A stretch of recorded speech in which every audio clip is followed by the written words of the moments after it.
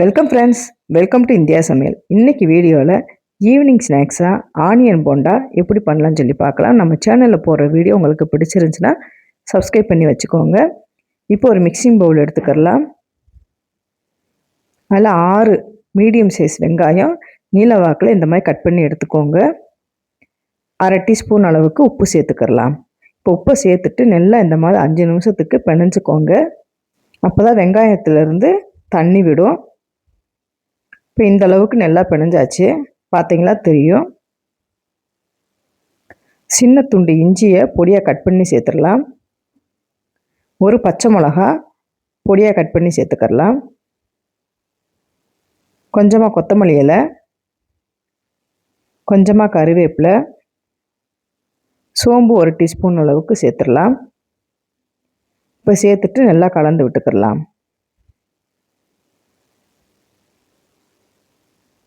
இப்போ பார்த்தீங்கன்னா கடலை மாவு 3 டீஸ்பூன் அளவுக்கு நான் சேர்த்துருக்கேன். பார்த்துட்டு நம்ம சேர்த்துடலாம். அரிசி மாவு 2 டீஸ்பூன் அளவுக்கு சேர்த்துக்கலாம். காரத்துக்கு ஏற்ப 1/2 டீஸ்பூன் அளவுக்கு மிளகாத்தூள், மைதா மாவு 1 டீஸ்பூன் அளவுக்கு சேர்த்துடலாம். ஆல்ரெடி நம்ம உப்பு சேர்த்துருக்கோம். இப்போ பார்த்துட்டு கொஞ்சமாக உப்பு சேர்த்துக்கோங்க. 1/2 டீஸ்பூன் அளவுக்கு பெருங்காயத்தூள் சேர்த்துட்டு நல்லா கலந்து விட்டுக்கலாம். ஃபஸ்ட்டு நம்ம தண்ணி ஊற்றாமல் இந்த மாதிரி பிணைஞ்சிக்கோங்க. வெங்காயத்துலேருந்தே கொஞ்சம் தண்ணி விடும். பத்தலைன்னா ஒரு 2 டீஸ்பூன் அளவுக்கு மட்டும் தண்ணி சேர்த்துக்கோங்க. இப்போ பார்த்தீங்கன்னா மாவு இன்னும் கொஞ்சம் தேவைப்படும். நான் இன்னும் கொஞ்சம் மாவு சேர்த்துக்கிறேன். 1 டீஸ்பூன் அளவுக்கு கடலை மாவும் 1/2 டீஸ்பூன் அளவுக்கு அரிசி மாவும் நான் சேர்த்துருக்கேன். உங்களுக்கு மாவு தேவைப்பட்டுச்சுன்னா நீங்கள் போட்டுக்கோங்க, இல்லைன்னா தேவையில்லை. இப்போ இந்த அளவுக்கு நல்லா பிணைஞ்சாச்சு.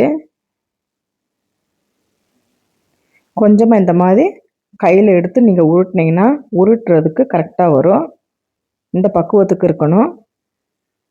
இப்போ ஆயில் பார்த்திங்கன்னா நல்லா சூடாக இருக்குது. சூடான ஆயிலில் ஒவ்வொன்று உருண்டையாக போட்டு நம்ம பொரித்து எடுத்துடலாம். ஸ்டவ்வை மீடியம் ஃப்ளேமுக்கு கொஞ்சம் கம்மியாக வச்சுக்கோங்க. உள்ளே மாவு நல்லா வெந்து வரணும். நீங்கள் அதிகமாக வச்சுக்கிட்டிங்கன்னா வேகாது, மேலாப்பு கிறிஸ்பியாக இருக்கும், உள்ளே வேகாமல் இருக்கும். இப்போ 2 பக்கமும் நல்லா திருப்பி திருப்பி போட்டுடலாம். நல்லா கோல்டன் ப்ரௌன் வந்த பிறகு நம்ம எடுத்துடலாம். இப்போ பார்த்தீங்கன்னா நல்லா வெந்துருச்சு 2 பக்கமும். இப்போ எடுத்துடலாம். இப்போ மீதம் இருக்க மாவும் ஒவ்வொரு உருண்டைகளாக போட்டு நம்ம பொரித்து எடுத்துடலாம்.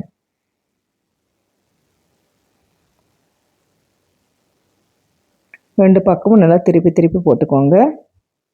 ஏதாவது ஸ்நாக்ஸ் சாப்பிடணும்னு தோணுச்சுன்னா டக்குன்னு வீட்டில் இருக்க பொருளை வச்சு நம்ம ஈஸியாக இந்த மாதிரி போண்டா செஞ்சு சாப்பிட்லாம். இப்போ 2 பக்கமும் நல்லா வெந்துருச்சு, எடுத்துடலாம். சூப்பராக இருக்குங்க ஆனியன் போண்டா. மேலே நல்லா கிறிஸ்பியாக இருக்கும், உள்ளே நல்லா சாஃப்டாக இருக்கும். நீங்களும் இந்த மாதிரி ட்ரை பண்ணி பாருங்கள். உங்களுக்கு நான் பிச்சை காமிக்கிறேன்.